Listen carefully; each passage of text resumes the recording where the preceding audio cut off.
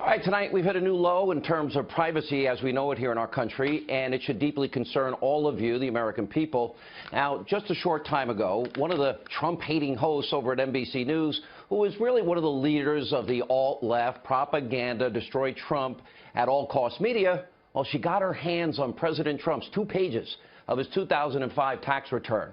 Now, in many ways, this should be troublesome to everybody, but also there are many, many legal questions that we'll get into tonight. For example, according to 26 U.S. Code 7213, quote, it shall be unlawful for any officer or employee of the United States or any person described in Section 6103 and or any officer or employee of any such person or any former officer or employee willfully to disclose to any person except as authorized in this title any return or return information.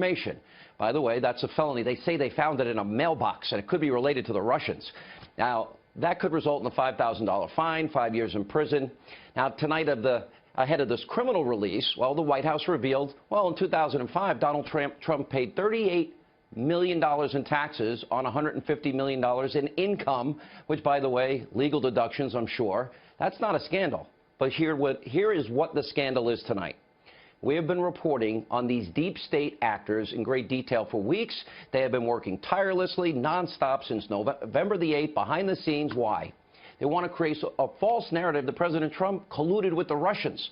Now, of course, reports have now been debunked. That is a fake news story. We've also told you about how just weeks before he left office, President Obama altered Executive Order 12333, which allows widespread sharing of raw data collected by American intelligence agencies, and that added 16 additional government agencies. 16 additional. And their employees now gained access to top secret intelligence they never had access to before. He did this 2 weeks before he left office. But what we're seeing now is becoming far worse. Now it's a clear and present danger that has emerged, and it's threatening our democracy and the will of the people, because we have people in our government today who are committing felonies now on a weekly basis. These saboteurs, they're trying to prevent the president from doing the job that you, the American people, elected him to do. Now, aside from the president's taxes, take a look at this. Look at all the other leaks that have gone on since Donald Trump won the election. Take a look at all that.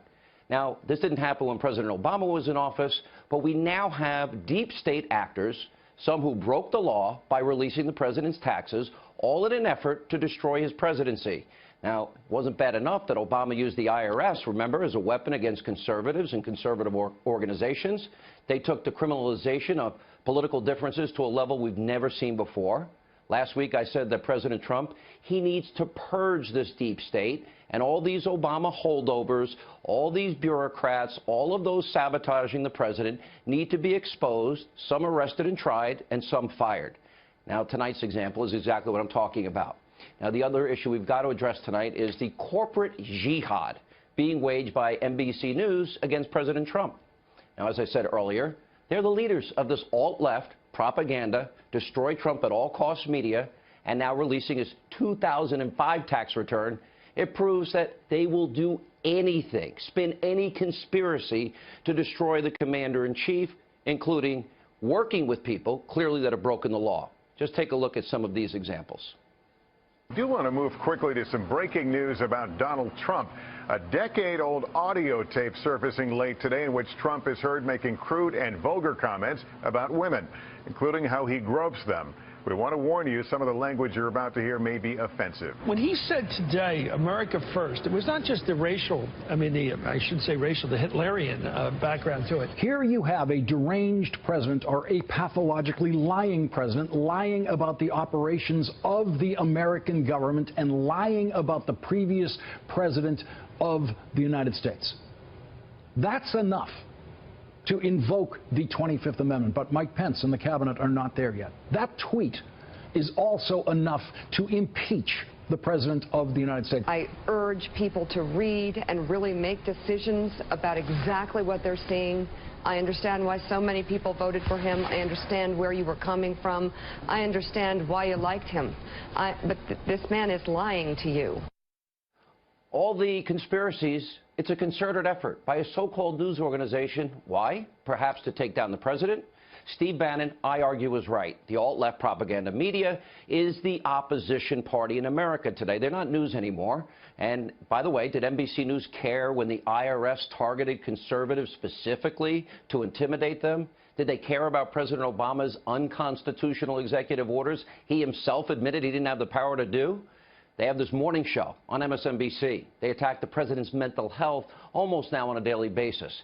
And what Rachel Maddow did tonight, if you could stomach, I actually laughed. It actually made me laugh, frankly, harder than I have in 10 years, was a flat-out pathetic conspiratorial attempt to smear the president. Now, I really couldn't watch it with a straight face. It was sort of like an SNL skit, but actually better. And with her trying to piece all these conspiracy pieces together, claiming in 2005 a Russian oligarch knew that Trump was going to be the president and elected in 2016, so he bought a property from him in Florida, and Trump made a big profit. And, you know, did they want to ask the guy who runs NBC, maybe Andy Lack? I wonder if Andy Lack is a pretty wealthy guy. Did he sell any property? Did he ever make a profit back in 2005 or any other year? Did they know? Did they want to? You know, did they want to question if the moon landing actually occurred? This is the twilight zone. Let me get this straight. Russia knew in 2005 that Trump would be president in 2016, but if you watch the tape on election night, even up to the last minute, NBC News didn't think it was possible that Donald Trump would become president. This is the twilight zone. So tonight, let's set the record straight. NBC is not news. It is deep state Obama propaganda television.